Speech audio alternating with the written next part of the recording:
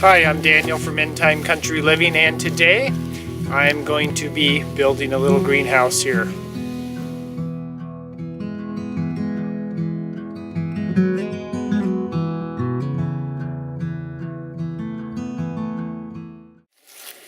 So one of the benefits of having a little small greenhouse for starting your seeds in the spring is that a lot of times as you develop a larger and larger garden, you realize that starting the seeds in the house in a window or something like that, you soon run out of space, and that's what happened to me. And I needed a place where it would have sufficient light and not just a little bit of light. Inside the house, the amount of light that comes in through the windows is significantly less than what you get outside. So just having a small greenhouse can be very useful and really get the plants a good start to make them strong and sturdy. So you really don't need a huge greenhouse for starting seeds, but you do need a lot of floor space. So I'm building a little hoop house here that's very low cost. Just uses some 1/2-inch EMT conduit and some construction grade clear plastic. So I'm going to show you how I'm going to build this. So these are some of the hoops that I have bent. This is just 1/2-inch EMT conduit. These are a full 10-foot length, and I've used a coupler to attach another 5-foot length to it. So these are 15 feet total, not circumference, but the length of the hoop. And that gives me about 8 feet distance at the bottom and about 5 feet in the center of here. So that's sufficient for me to duck underneath here. It's not enough to stand, but of course I'm pretty tall, so someone that's quite a bit shorter is going to be much easier. But it's enough for me to get down here and get in here and water the plants and get out. So I'm going to space these at about 3 feet. That's what works the best for me so far. And I'm just pushing these in the ground about an inch or something just to keep these from, they're floppy right now, but I'll show you how to very cost effectively and very quickly put a purlin at the top here to keep these from moving at all. So now that I got a couple of them kind of laid out in place, kind of how I want it to go, I'm going to go get some 10-foot EMT conduits just to, as a nice straight edge. You could use a piece of plywood or some fairly long straight edge piece, because I want all the hoops to be all nicely lined up. I don't want them back and forth and kind of jig-jogged all the way down, because that won't make it, the plastic won't lay nicely on it if they're not nicely lined up. So I'm going to go grab some and be back.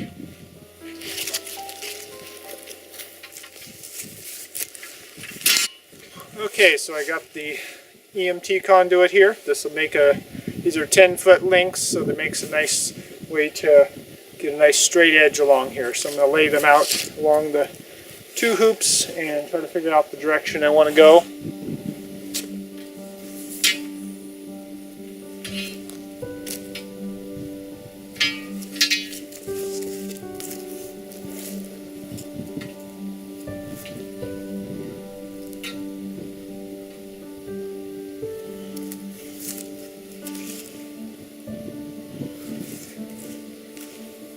Okay, so I'll do the other side as well.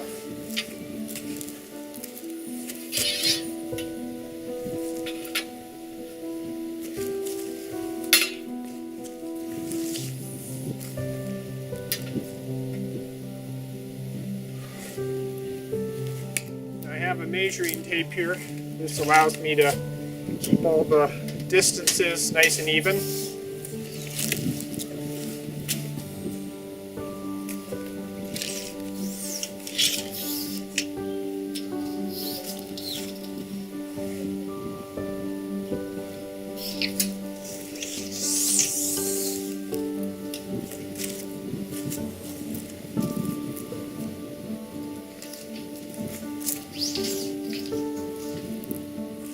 Okay, so I got all the different distances all measured out here, so I have some nice straight lines that are nice parallel. So now I'm going to start putting up the hoops.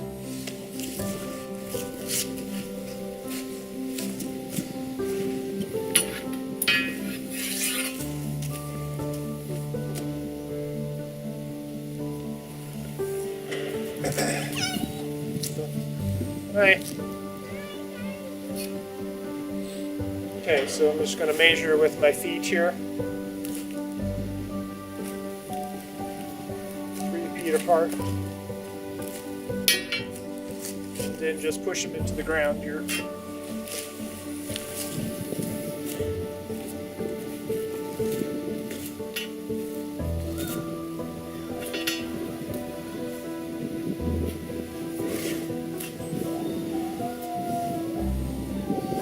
Wobbly, but as long as it stays up until I get a rope on it. Okay. So put some more in here.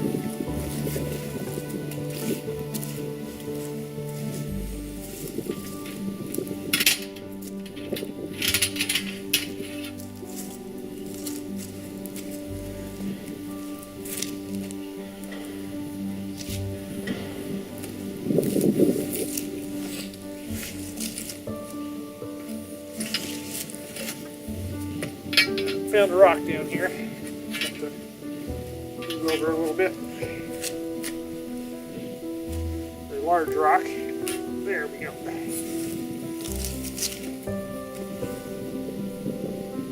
This one's really bent. Oh, it's twisted. There we go.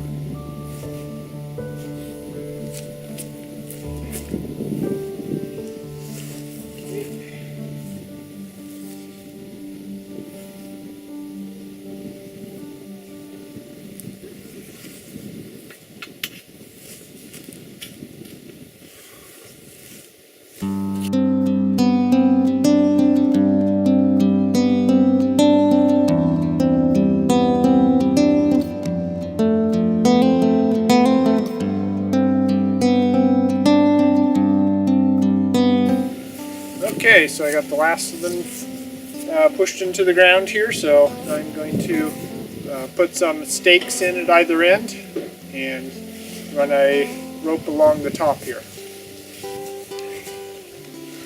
Okay, so down over at this end, I got a stake here with some little notches cut out of it here so I can tie a rope onto it. So I'm going to take the end of my rope and tie it on here.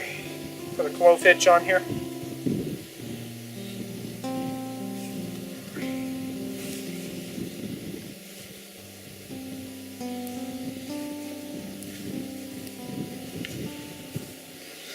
Okay, and then I want, about 3 feet from the edge here. Find the center of it.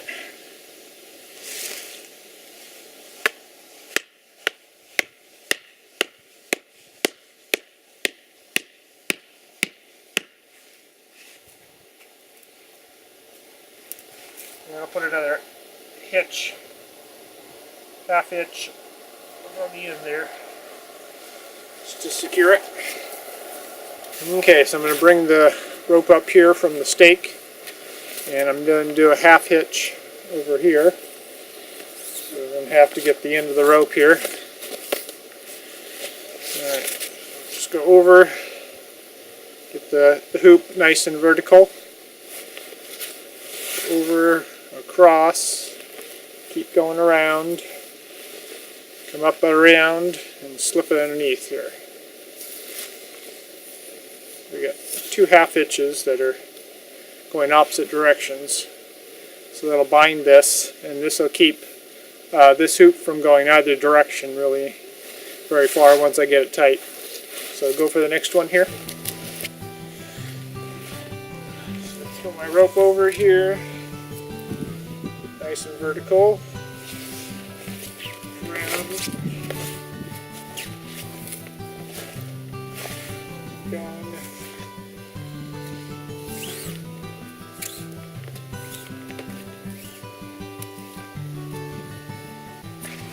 Tight. Okay.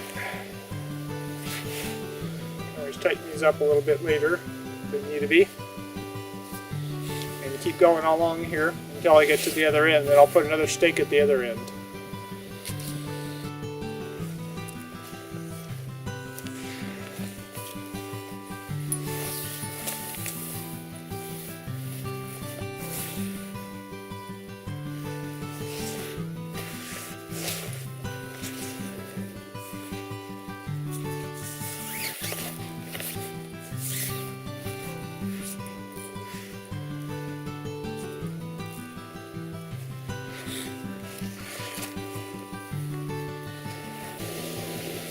I can start to put tension on, quite a bit of tension on the rope, and see how the hoops are behaving up there.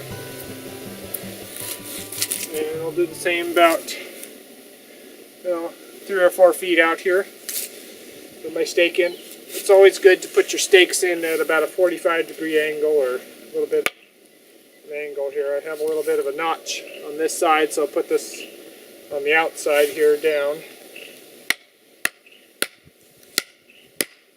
This makes the stake a little stronger.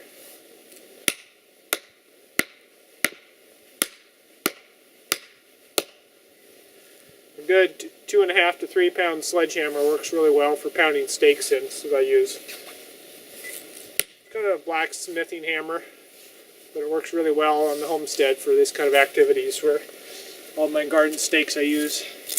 Okay, so now, by the way, this is just paracord, some fairly inexpensive stuff, so seems to work pretty good. It's pretty nice and tight. And I'll do another clove hitch around here.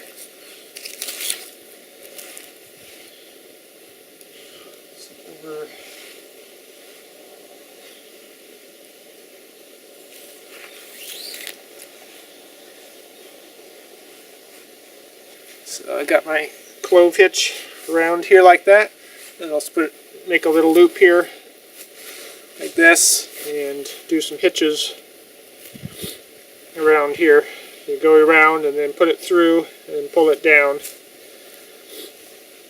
It makes it nice and secure, and also allows you to take it off and tighten it a little bit fairly easily if it starts to stretch or something like that. So that's the main skeleton of the little greenhouse here. So now all I have to do is get the plastic on, and I'll show you how to do that too. So one of the other things that I like to do is to put down my interior stuff before I actually put the exterior plastic on, so that I can move in and out and work from the outside in and things like that. So one of the things that usually becomes a problem if you are doing it on like a grassy area is that grass will grow, and you won't be able to mow it, or it's be hard to control and grow through your shelves and other things that are in there.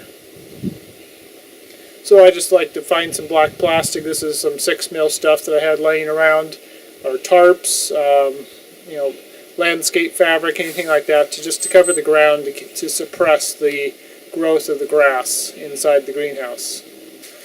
So one of the other things that I like to put inside the greenhouse and get all set up before I put the external plastic in is some little shelving to support my trays, my seed starting trays, something to keep them off the ground, to keep the slugs out of them, any other creatures from just crawling directly in. So that kind of protects them a little bit, to suspend them.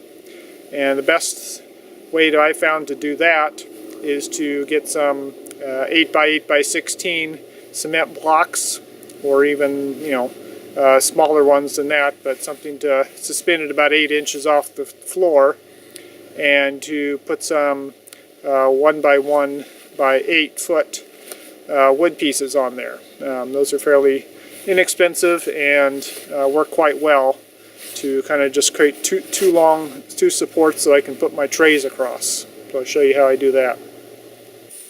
So as you can see here, I've got the cement blocks in place, and I have these 1x1s that are 8 foot long spread across them. And so just a fairly simple setup, and then I can set my 10x20 seed trays on top of these very nicely. And they'll sit up on those, and that'll keep any slugs and other things from finding their way quite so easily. They have a little treacherous route in order to get up to these, and makes me so I don't have to bend over quite so far when I'm watering. So the idea here is to use the shelving over here for all my little flats, and then this area on this side will be for all my tomato and pepper plants that'll be in 1 gallon pots. I can just set those on the ground, so they'll take up, there's going to be probably maybe 100 or so of those type of pots. Maybe less. There's going to be about 70 or so tomato plants this year, and the rest are going to be peppers and eggplant and things like that I've started already in the house. That'll come out here as soon as the weather doesn't get too cold at night. Keeps above freezing or so, which latter part of this week it should be able to start bringing stuff out here if I have them ready, which they're just starting to germinate now and should start coming up. So I'll probably give it another probably another week. I don't want to keep them in the house too long because they start getting bent over, looking for light. They don't have enough room in the wind close to where there's light, so try to get them out here pretty quick. And it'll be pretty warm out here underneath the plastic. Well, okay, so now I'm going to get the plastic over the top of it, and then I'll do the plastic on the ends. 19,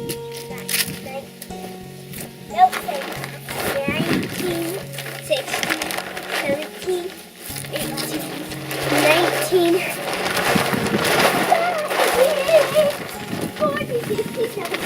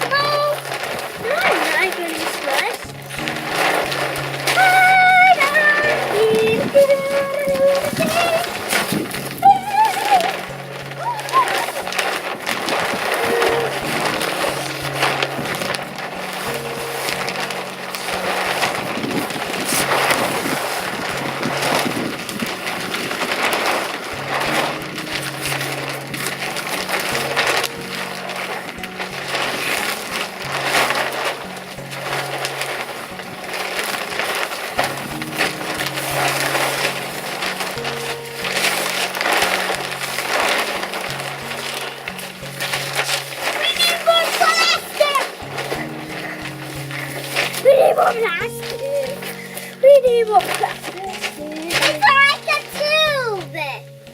Like a tub or a tent. I remember we had a hard time getting there.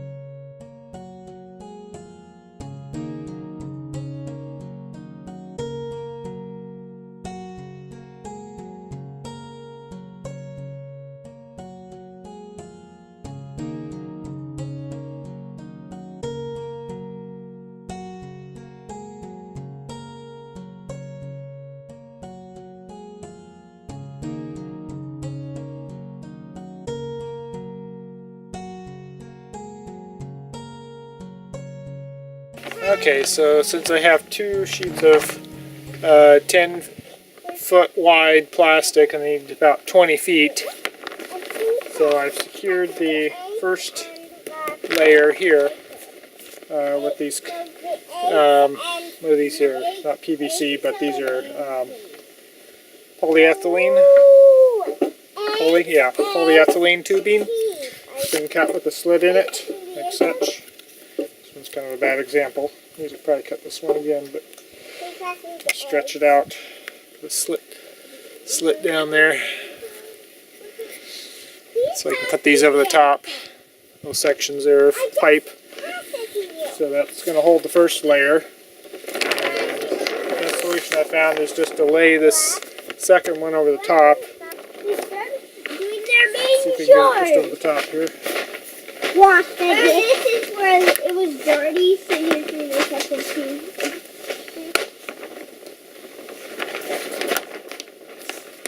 Okay. On the floor with the water down. Look at the water down. This little water down. This little water down. This little water down. seam there.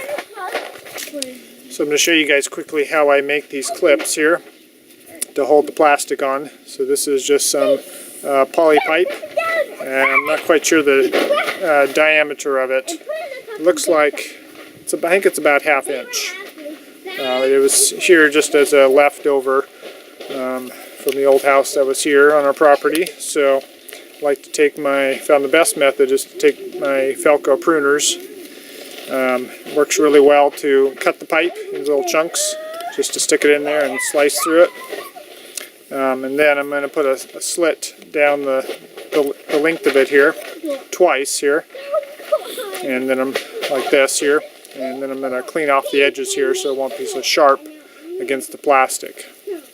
So I'm just going to come in here as far as I can and slice into them. And then I'm just going to flip it around and go up the same direction to meet the spot where I left off. Makes it a little easier than trying to go through the whole thing at once. And I can kind of force it a little bit through to get that last center piece.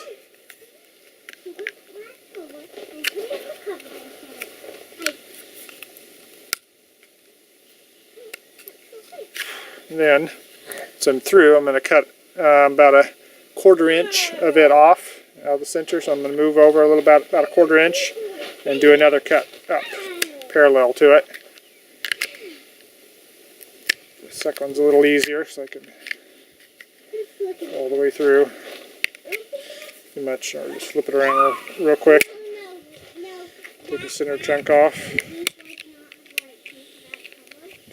Cut that out of there. Okay. Clean up some of the rough spots in there. So anyway, so that's takes out a little section of it there. And then these are kind of a sharp edges. It kind of tears into the plastic, so you want to snip those off. Take off the corners there. Makes it a little easier to get your fingers in here to spread it apart too. So, quick snip, snip.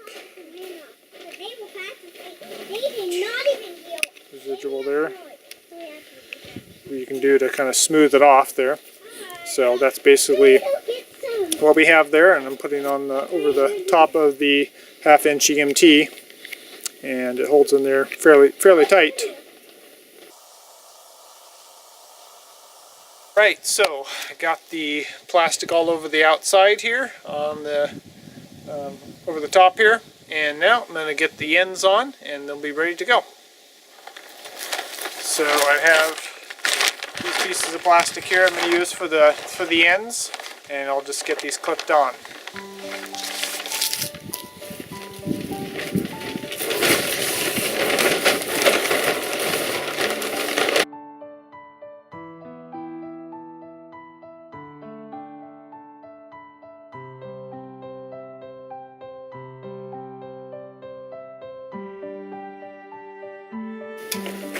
Just like that. I'll do the same thing on the other side. So I got a few more clips here I can use.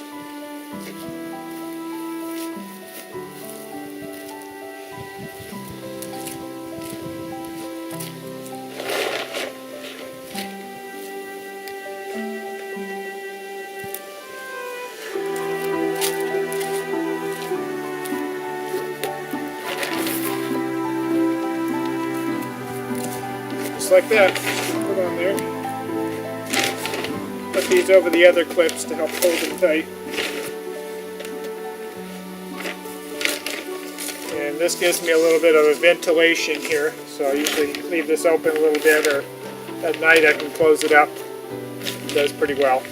Put another clip on there, or just kind of fold it over. So that's usually not a problem. But during the daytime, I can open up the top part here and kind of let the hot air and the steam kind of come out there, so it doesn't get too hot and wet in there. So the other end over there is going to be where the door is going to be, so go in and out through there. So to get in and out, I'll take the bottom clip off here, put it back on, like that, and I'll use the string here to hold it open here. Slop it over there, and then I can walk in and do what I need to do here. So here's my 8 foot wide by 5 foot high by 20 foot long seed starting greenhouse. So it's been worked really well last year, just having the 10 feet. So this year I'm going twice as big to accommodate all the extra tomato and pepper plants that I'll be starting this year, and a lot of extra starts here. So hopefully it'll be enough space. I think this will be plenty of space for all my flats, and plenty of floor space here for all the pots here. So the main reason that I like to get my seeds started in a greenhouse is because it gets the plants nice and strong and big and sturdy, and gets them out into the garden much faster. I have a lot of problems here with slugs and other creatures in the springtime. They're just kind of devouring anything that's new coming up, especially garden vegetables. So getting them a head start really allows me to get ahead of them and get the plants well established without losing them.